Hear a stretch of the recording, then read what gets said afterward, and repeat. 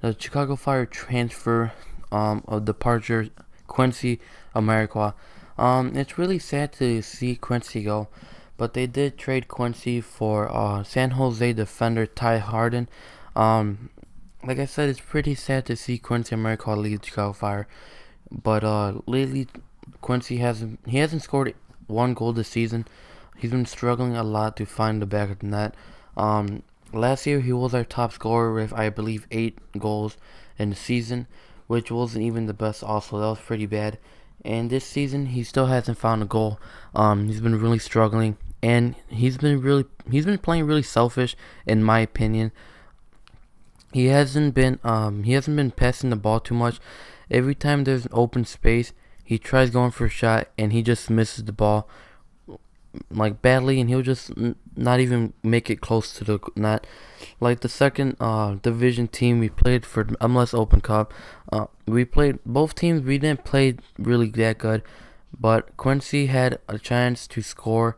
He did score that game later on, but before he had an open shot to score, and he ended up missing. The goalkeeper was out, and there was no defense right there, so that was really disappointing how he did miss. He did end up scoring a goal, but he did end up missing that wide open goal.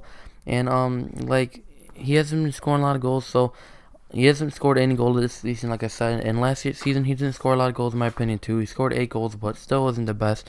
He is probably a really good player for the Fire though, cause he's really physical, and I like how physical he is. Cause when he goes for a header or tries going for the ball or something, he'll fight for it. Even though this season he ended up losing the ball a lot, he always fought for it. So that's all I have to say about that transfer. Hopefully Ty Harden does good in the Fire. They did get him for defense. Like I said, he's a defender. Because we are struggling a lot right now in the defense, defensively, and hopefully he could help us out right there in the back, and we can improve our defense. So now I'm gonna talk to you guys about Wednesday night's game. It took me a long time to think about this, what to say, but I'm gonna talk to you guys a little bit about this game. And I was really disappointed a little bit, but it was a good game also. So I'm gonna start talking to you guys a little bit about it. So let's start off. So first off, I'm going to talk about the Chicago Fire 0-1 loss by DC United. Both Fire and DC didn't play to their full expectations, guys. Both teams were lacking in some areas, but both teams played evenly well. Chicago made a lot of chances, but just couldn't find the back of the net, while DC were taking their time and making good passes. They're just making some amazing passes. They had a lot of chances to score, but the Fire defense was surprisingly playing really good. Like I said, we are lacking a lot defensively. A lot of games we do lack defensively. We win games, like we start scoring goals, and then close to when the game's gonna end, our defense just quits, and we end up conceding and then tying the game or losing the game. So the Fire defense did play very good Wednesday night. That game, and they didn't really make any noticeable mistakes. I couldn't really notice that many mistakes they made. To be honest, I don't really even remember any mistakes they kind of made. The areas the Fire did lack in, though, was the midfield positions.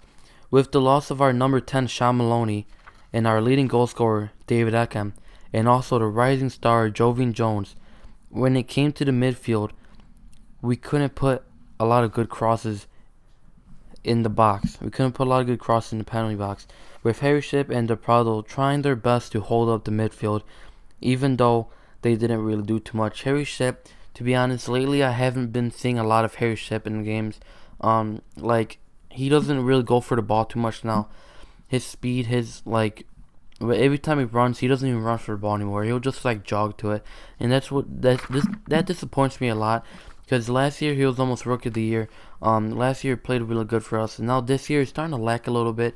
And that's what we need. We need some midfield guys. We need some really good midfielders that can help us out with passes and is not afraid to go back and defend. That's what we need, and that's what I want to happen to the Fire in a couple, this season or next season. I really want that, And Kennedy and Boninaki played very well both halves, but he did struggle to find his fourth goal. He couldn't really make any shot Well, he made shots on target, but he did miss some shots badly, and he was he was struggling to find his fourth goal. He did play very good though. He was playing like a midfielder kind of because, like I said, we were struggling a lot in midfield. Um, but he did play really well that game. And the Milkman Sean Johnson also played amazingly. Did some amazing and unbelievable saves Wednesday night.